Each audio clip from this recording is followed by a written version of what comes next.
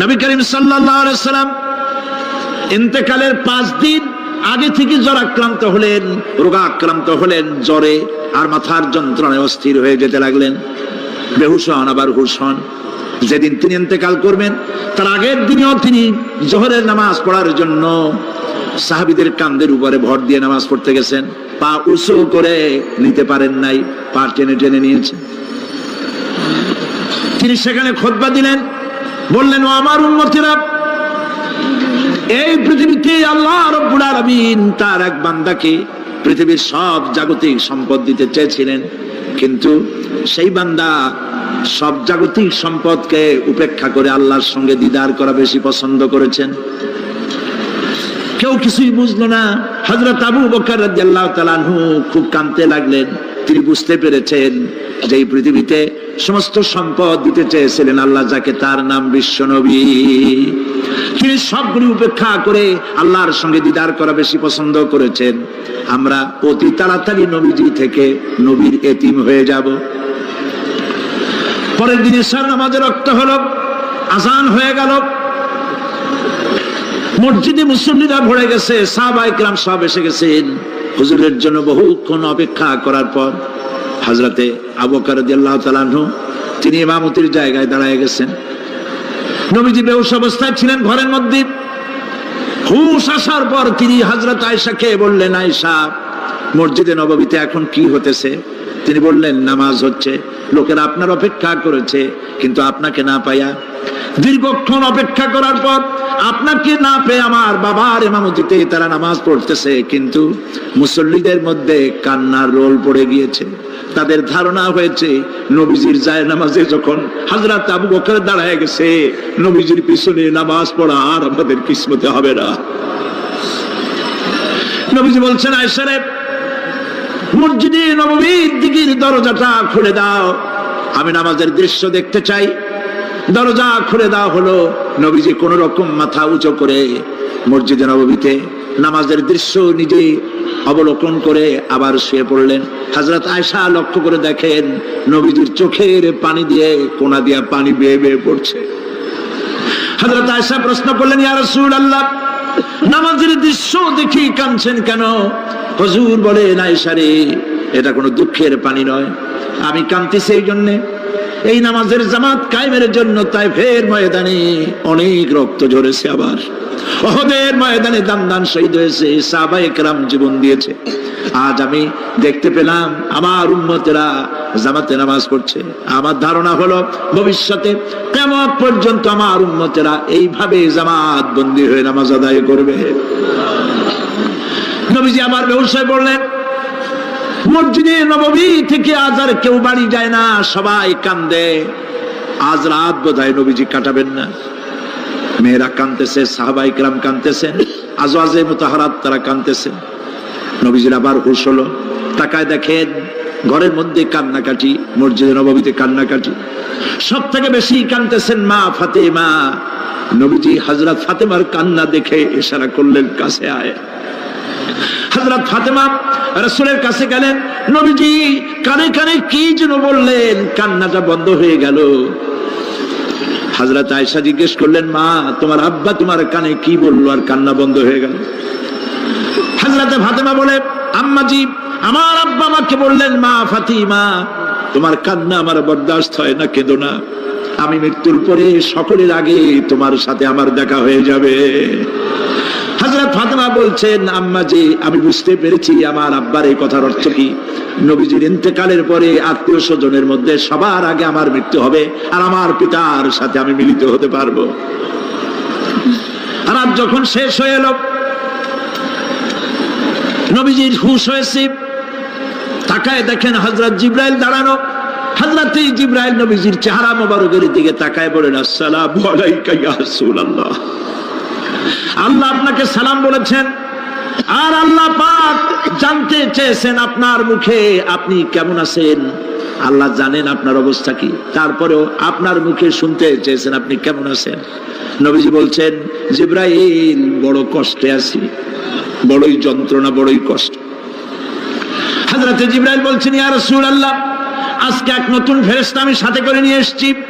এই ফেরেশতা পৃথিবীর কোন নবী অথবা কোন মানুষের কাছে যাওয়ার জন্য অনুমতি চায় না। আজ আপনার কাছে অনুমতি ভিক্ষা চায় কাছে আসার জন্য। ওই ফেরেশতার নাম হচ্ছে মালাকুল মউত। হযরত মালাকুল মউত বলেন, ইয়া রাসূলুল্লাহ, এই পৃথিবীতে আদম আলাইহিস সালাম থেকে নিয়ে পর্যন্ত কোন মানুষের জান কবজের জন্য আমার অনুমতি চাওয়া লাগে নাই, আর কোনোদিন লাগবে না। আজ আমি আসার সময় আল্লাহ বলেছেন আপনার জান কবজের জন্য আমি যেন আপনার কাছে অনুমতি ভিক্ষা চাই। নবীজি বলছেন আমি যদি অনুমতি না দেই তো কি হবে? হযরত মালাকুল মউত বলছেন, ইয়া রাসূলুল্লাহ, অনুমতি যদি না দেন আমি ফেরত চলে যাব। আমাকে সেভাবেই বলা হয়েছে। হযরত জিবরাইল বলেন, ইয়া রাসূলুল্লাহ, আল্লাহ রাব্বুল আলামিন আপনার দিদারের ইন্তজার করতেছে। নবীজি বলছেন, মালাকুল মউত, তুমি জান কবজের কাজ শুরু করো। মালাকুল মউত যখন কাছে এসেছে, রাসূল জিজ্ঞেস করলেন, আয়েশা, ঘরে যে কয়েক টুকরা স্বর্ণ ছিল সেগুলোর কি অবস্থা? ছোট ছোট 6 টুকরা স্বর্ণ ছিল। হযরত আয়েশা বলছেন, হুজুর আমি এগুলো রেখে দিছি। হুজুর বলছেন, না, রাখতে পারবে না, আমার ইন্তেকালের আগে খয়রাত করে দাও। মুহাম্মদ সাল্লাল্লাহু আলাইহি ওয়াসাল্লাম আল্লাহর কাছে অবস্থায় উঠবে না যে তার ঘরের ভিতরে সোনা ছিল। দিয়ে দাও, খয়রাত করে দিয়ে দাও। হযরত মালাকুল মউত রাসূলের জান কবজ শুরু করে দিলেন। রাসূলুল্লাহ জীবনের শেষ কথা বললেন, আসসালাত আসসালাত ওয়া মা মালাকাত আইমানুকুম। আমার উম্মতেরা বিদায় লগ্নে বলে গেলাম, নামাজ নামাজ নামাজ ছেড়ে দিও না।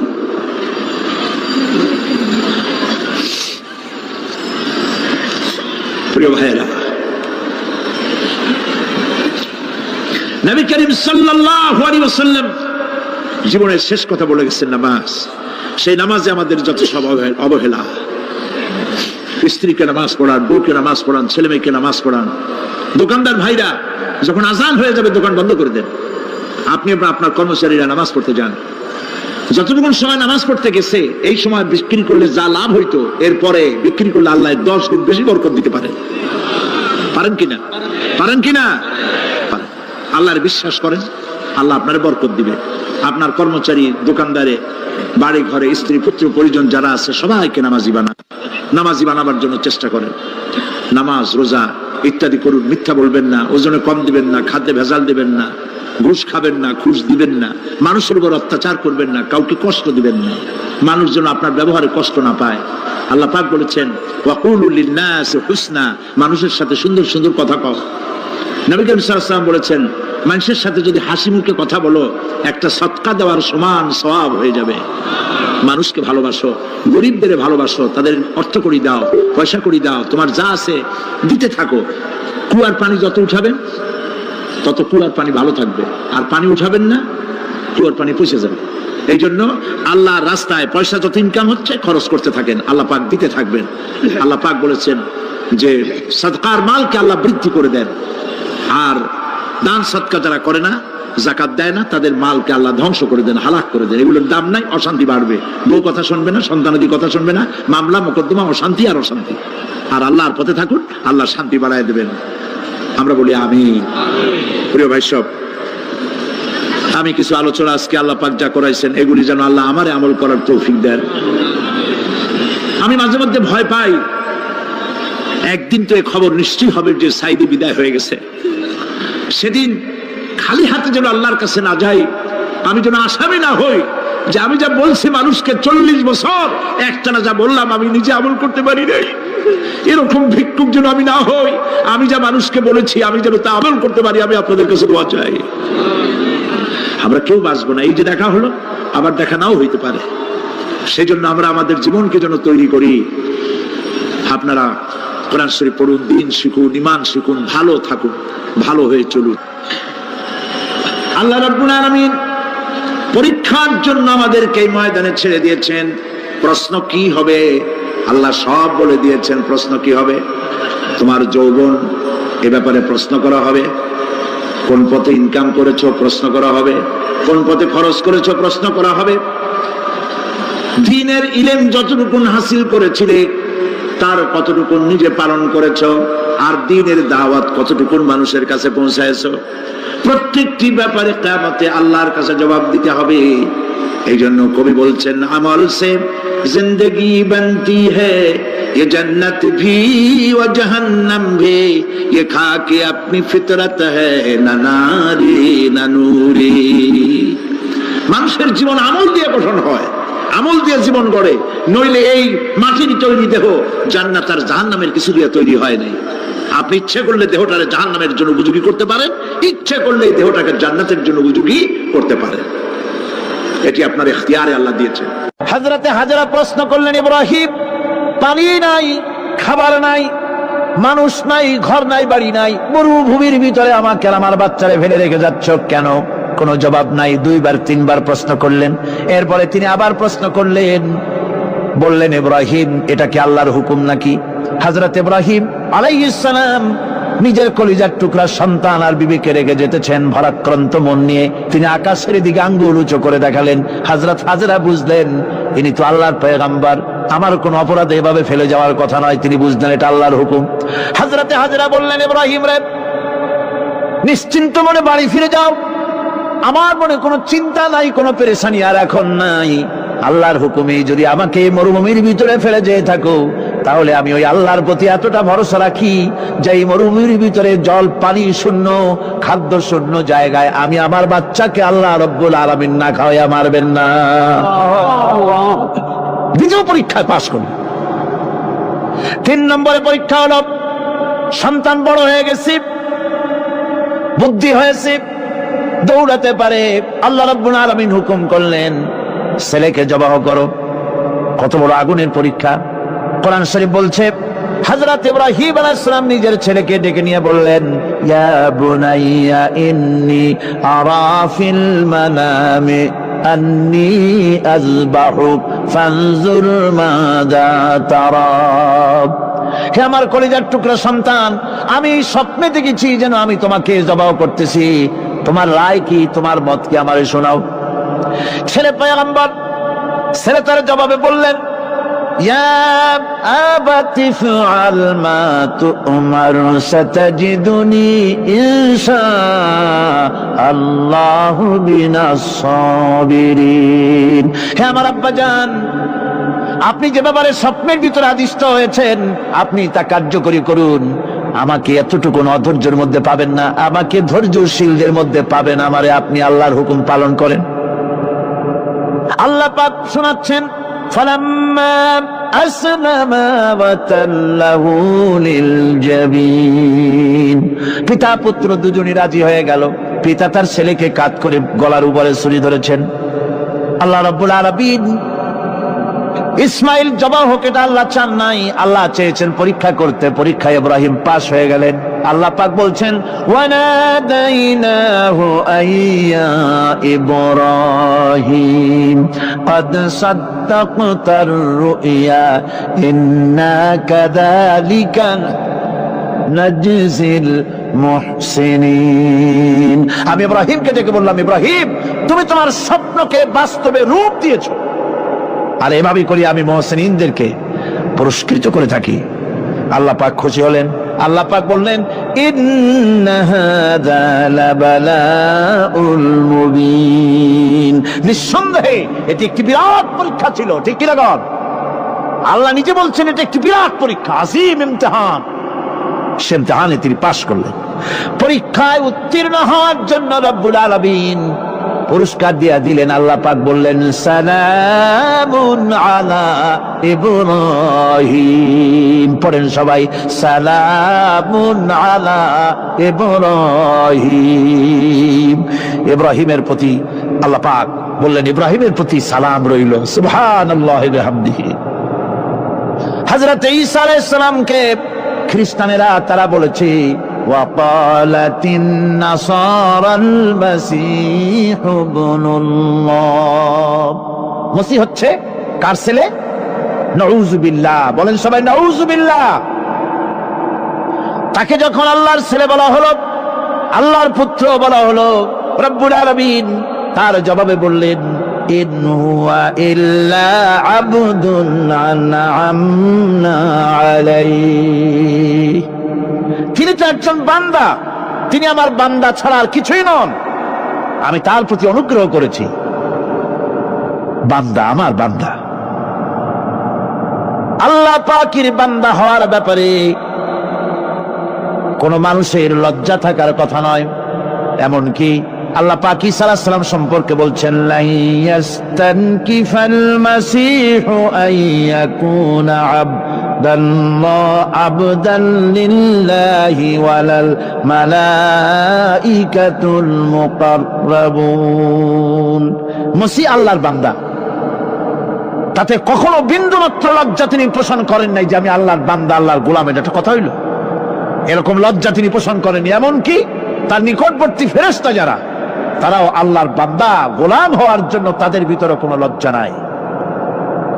যারা নাকি আল্লাহর গোলাম, এই ব্যাপারে যাদের মধ্যে লজ্জার সৃষ্টি হয়, আল্লাহর গোলাম এটা কেমন কথা, বান্দা হওয়াটা কেমন কথা, যারা গোলামীকে অস্বীকার করে তাদের সম্পর্কে আল্লাহ পাক বলছেন, ওয়া মাইয়াস্তানকিফ আন ইবাদাতিহি ওয়া ইস্তাকবির ফাসায়াহশুরুহুম ইলাইহি জামিআ।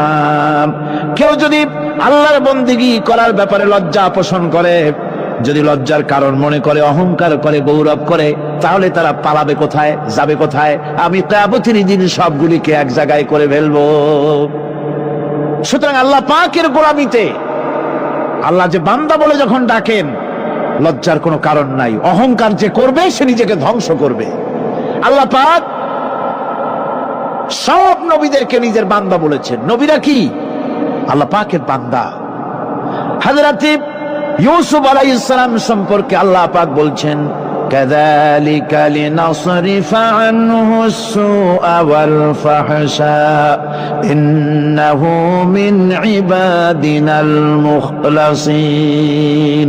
এরূপই ঘটল যাতে আমি ইউসুফ আলাইহিস সালামকে, আমার বান্দা, তাকে আমি নির্লজ্জতা ইত্যাদি থেকে আমি রক্ষা করেছি। নিশ্চয়ই হযরত ইউসুফ ছিল আল্লাহ পাকের বান্দা, আল্লাহ পাকের আব্দ। রাসূল করিম সাল্লাল্লাহু আলাইহি ওয়াসাল্লাম তিনি হচ্ছেন সর্বশ্রেষ্ঠ আল্লাহর পয়গম্বর। তার থেকে শ্রেষ্ঠ নবী আর কি কেউ আছে? জোরে বলেন, আছে? তার থেকে মাহবুব, তার থেকে শ্রেষ্ঠ আল্লাহর কাছে আর কেউ নাই। সেই নবীকে আল্লাহ রাব্বুল আলামিন কোরআনে কারীমের ভিতরে তাকে আব্দ বলেছেন। কি বলেছেন? অনেকগুলি আয়াত আছে যে আয়াতের ভিতরে আল্লাহ পাক তার নাম নেন নাই, নবী বলেন নাই, রাসূল বলেন নাই, শুধু বলেছেন আব্দ। যেমন ফাআওহা ইলা আবদিহি মা আওহা। অতঃপর তার বান্দার নিকট যা ওহী করার ছিল তা তিনি করলেন। সেই বান্দাকে মুহাম্মদ সাল্লাল্লাহু আলাইহি ওয়াসাল্লাম। অন্য আয়াতে আল্লাহ পাক বলছেন, ওয়া আন্নাহু লাম্মা ক্বামা আবদুল্লাহি ইয়াদউহু কাদু ইয়াকুনুনা আলাইহি লিবাদা। আর এই আল্লাহর বান্দা যখন নামাজ পড়তে দাঁড়িয়ে গেল, আল্লাহকে ডাকার জন্য যখন দাঁড়ালো, তখন লোকেরা তার উপরে ঝাঁপিয়ে পড়লো। ঝাঁপিয়ে পড়ার জন্য প্রস্তুতি গ্রহণ করলো। এখানে আব বলা হয়েছে কাকে? মুহাম্মদ সাল্লাল্লাহু আলাইহি সাল্লামকে। এভাবে করে অন্য এক আয়াতে আল্লাহ পাক তার হাবিবকে আব বলছেন, বান্দা বলতেছেন, ইন কুনতুম ফি রাইবিম মিম্মা নাযালনা আলা আবদিনা। আমার বান্দার উপরে যে কিতাব নাজিল করেছি তাতে যদি তোমাদের কোনো সন্দেহ হয়, এই যে আমার বান্দার উপরে, ওই বান্দাকে বলেন সবাই? মুহাম্মদ রাসূলুল্লাহ সাল্লাল্লাহু আলাইহি ওয়াসাল্লাম। অন্য আয়াতে বলা হচ্ছে, তাবারাকাল্লাযী নাযালাল ফুরকানা আলা আবদিহি লিয়াকুনা লিল আলামিনা নাযীরা। অতীব বরকতপূর্ণ সেই মহান সত্তা যিনি তার বান্দার উপরে ফুরকান নাজিল করেছেন। কে সেই বান্দা? মুহাম্মদ সাল্লাল্লাহু আলাইহি ওয়াসাল্লাম। মেরাজের ঘটনা বলতে গিয়ে আল্লাহ রাব্বুল আলামিন বলতেছেন, সুবহানাল্লাযী আসরা বিআবদিহি লাইলাম মিনাল মাসজিদিল হারামি ইলাল মাসজিদিল আকসা। পবিত্র সেই মহান সত্তা যিনি তার বান্দাকে ইসরা করিয়েছেন। কে সেই বান্দা? মুহাম্মদ রাসূলুল্লাহ সাল্লাল্লাহু আলাইহি ওয়াসাল্লাম। সুতরাং আবদিয়াত, ইবাদত, গোলামি এটা হচ্ছে মানুষের জীবনের সবচেয়ে বড় মর্যাদাকর খেতাব, আল্লাহর পক্ষ থেকে আল্লাহর বান্দা হওয়া। গোলামি পরিপূর্ণরূপে হবে কেবলমাত্র আল্লাহ পাকের। এই গোলামির জন্যই আল্লাহ পাক আমাদেরকে সৃষ্টি করেছেন, অন্য কোনো কাজে আমাদেরকে সৃষ্টি করেন নাই। সেই জন্য আমাদেরকে গোলামি করতে হবে, আনুগত্য করতে হবে কেবলমাত্র কার বলুন তো? এই গোলামি যদি সঠিকভাবে করি, যদি বান্দারা যারা আল্লাহ পাকের বান্দা বলে গোলাম বলে নিজেদেরকে দাবি করে, যদি সঠিকভাবে ইবাদতটা করা যায়, তাহলে আল্লাহ তাদের জন্য কি ওয়াদা করেছেন শুনুন। দুনিয়ায় তাদেরকে আল্লাহ পুরস্কার দেবেন, আখিরাতেও দেবেন। এটা বন্ধ করেন। দুনিয়া এবং আখিরাতে আল্লাহ পুরস্কার দেবেন। সে পুরস্কারটা কি? দুনিয়ার পুরস্কারটা আগে শোনেন। আল্লাহ পাক বলেন, যারা আমার ইবাদত করবে তাদের ব্যাপারে আমার ওয়াদা শোনো।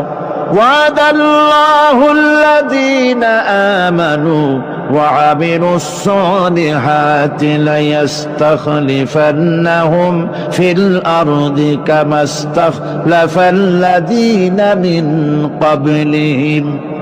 তোমাদের মধ্যে যারা ঈমান এনেছে এবং সৎ কাজ করেছে, আল্লাহ রাব্বুল আলামিন তাদের ব্যাপারে আল্লাহর ওয়াদা হচ্ছে, আল্লাহর প্রতিজ্ঞা হচ্ছে, আল্লাহ ওয়াদা করতেছেন তাদেরকে জমিনের উপরে প্রতিষ্ঠিত করবেন। যেমন করে তোমাদের পূর্বপুরুষদেরকে প্রতিষ্ঠিত করা হয়েছিল, ওইভাবে তোমাদেরকে প্রতিষ্ঠিত করা হবে। সুবহানাল্লাহ। প্রতিষ্ঠিত করা হবে মানে রাষ্ট্র ক্ষমতা দেওয়া হবে। কি দেওয়া হবে? যদি গোলাম হও, যদি কি হও? গোলাম। আল্লাহ পাক বলছেন শুধু তাই নয়, আমি আমার দিনকে যারা প্রতিষ্ঠা করবে, আমার গোলামেরা যদি, আমার বান্দারা সঠিকভাবে যদি আমার গোলামি করে, ঈমান আনে, আমলে সালেহ করে, নেক কাজ করে, আমি তাদেরকে রাষ্ট্র প্রতিষ্ঠার সুযোগ করে দেব। আর তাদের জন্য ভীতির পরিবর্তে, সন্ত্রাসের পরিবর্তে শান্তি কায়েম করে দেব। সুবহানাল্লাহ। وَلَيُمَكِّنَنَّ لَهُمْ دِينَهُمُ الَّذِي ارْتَضَىٰ لَهُمْ وَلَيُبَدِّلَنَّهُم مِّنْ خَوْفِهِمْ أَمْنًا। তাদের দিনকে তারা নিজেদের জন্য যা পছন্দ করেছে, অবশ্যই তিনি তা কায়েম করে দিবেন, এবং সন্ত্রাস আর ভীতির পরিবর্তে আল্লাহ নিরাপত্তা দান করবেন। জোরে বলেন সুবহানাল্লাহ। সন্ত্রাস বন্ধ হবে, চুরি, ডাকাতি, জেনা, ব্যভিচার সব বন্ধ হয়ে যাবে। তোমরা ক্ষমতায় থাকবে, তোমরা ডমিনেটেড হবে না, তোমরা ডমিনেট করবে। গোটা পৃথিবীকে শাসন করবে, শাসিত তোমরা হবে না। আর ভীতির পরিবর্তে নিরাপত্তা তোমরা লাভ করবে। কি করলে? ইয়াবুদুনানি লা ইউশরিকুনা বি শাইআ। সুতরাং তারা যেন আমার ইবাদত করে এবং আমার সঙ্গে যেন কাউকে শরীক না করে। আল্লাহ বলছেন, তোমরা যদি আমার সাথে শরীক না করো, ইবাদতের মধ্যে কাউকে যদি শরীক স্থাপন না করো, আর যদি তোমরা আমার ইবাদতটা সলিড ভাবে আমার জন্যই করো, তাহলে রাষ্ট্র ক্ষমতা তোমাদের হাতে আসবে, সন্ত্রাস নির্মূল হবে, শান্তি প্রতিষ্ঠিত হবে। এই হচ্ছে দুনিয়ার পুরস্কার। এটা কিসের পুরস্কার? আর আখিরাতের পুরস্কারের কথা বলা হচ্ছে। ومن يطع الله ورسوله ويخشى الله ويتقه فأولئك هم الفائزون। যে ব্যক্তি আল্লাহ এবং রাসূলের আনুগত্য করেছে, আল্লাহকে ভয় করে চলেছে, তার গজব থেকে বেঁচে রয়েছে, সেই হচ্ছে সফল কাম। সফল কাম মানে কি? কিয়ামতের দিন আল্লাহ পাক তাদেরকে জান্নাত দান করবেন। আল্লাহ পাক তাদেরকে কিয়ামতে কি দিবেন? জান্নাত দিবেন, চিরস্থায়ী শান্তির জায়গা, সেই জান্নাত লাভ করা যাবে। আজ ইবাদতের এই যে গুরুত্বপূর্ণ ইবাদত, এই ইবাদতের ভুল অর্থ সমাজের ভিতরে ছড়িয়ে আছে। সাধারণ মানুষের ভুল করেছে, অসাধারণ মানুষেরাও ইবাদতের ভুল অর্থ করে ভুলের মধ্যে নিমজ্জিত আছে বিরাট সংখ্যক লোকেরা। সাধারণ মুসলমানেরা তারা যে ভুলটা করলো ইবাদতের অর্থ করতে গিয়ে, সেটা হলো এই, সাধারণ লোকেরা মনে করলো কয়েকটা অনুষ্ঠানের নাম হচ্ছে ইবাদত, নামাজ, রোজা, হজ, যাকাত, সাদকা, ফিতরা, এর নাম হলো ইবাদত। অনুষ্ঠান শেষে তারা নিজেদেরকে স্বাধীন মনে করলো। তারা আল্লাহ পাকের প্রত্যেকটি আইনের ধারাকে লঙ্ঘন করলো।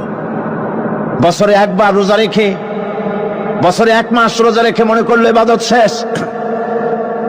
5 ওয়াক্ত নামাজ পড়ে মনে করলো ইবাদত শেষ। আমি প্রশ্ন করি, 5 ওয়াক্ত নামাজের নামই যদি হয় ইবাদত,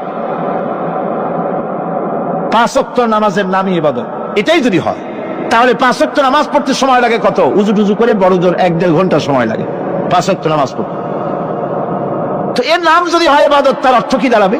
অর্থ দাঁড়াবে আপনি 24 ঘন্টার ভিতরে 1 থেকে 1.5 ঘন্টার জন্য আল্লাহর গোলাম, বাকি 22 ঘন্টার জন্য শয়তানের গোলাম হতে কেউ রাজি আছেন? রোজার নামই যদি হয় শুধু ইবাদত, তাহলে তার অর্থ দাঁড়াবে বছরের ভিতরে 1টা মাসের জন্য আপনি আল্লাহর গোলাম, আর 11 মাসের জন্য শয়তানের গোলাম হতে কেউ রাজি আছেন?